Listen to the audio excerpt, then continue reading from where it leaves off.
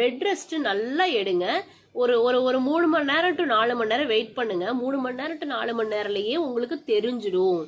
அது பீரியட்ஸா இருந்தா கடகடன்னு வந்துடும். பிரெக்னன்சியா இருந்தா வராது, ஸ்டாப் ஆயிடும். லைட்டா கண்ணில் படுற சாயல மட்டும்தான் இருக்கும். ஸோ நீங்க ஹாஸ்பிட்டல் போங்க.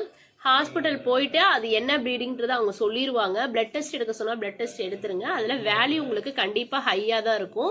ஸோ ஹையா இருக்கும் பொழுது அது பிரெக்னன்சி பாசிட்டிவ் தான். ஸோ வேல்யூ கம்மியா இருக்கு ஆனா கிட்டில லைட் கோடு வருது. ஸோ அந்த மாதிரி சமயத்துல நீங்க என்ன பண்ணணும் அப்படின்னு பாத்தீங்கன்னா கொஞ்சம் வெயிட் பண்ணணும். ஸோ நம்ம வந்து எப்படி சொல்றது, பொறுமை தான் நம்மளுக்கு முதல் ஒரு இது. ஸோ எந்த அளவு நம்ம பொறுமையா இருக்கணுமோ கண்டிப்பா அந்த அளவு நல்ல ரிசல்ட் கிடைக்கும். ஸோ கொஞ்சம் அவசரப்படாம மைண்ட் அளவுல ஸ்ட்ரென்தன் இல்லாம இருக்காதீங்க. ஸோ இந்த வீடியோ உங்களுக்கு ரொம்ப ஹெல்ப்ஃபுல்லா இருக்கும். உங்களுக்கு லைவ் எக்ஸாம்பிள் நான் தான். ஸோ எனக்கு வந்து இப்படிலாம் இருந்தது.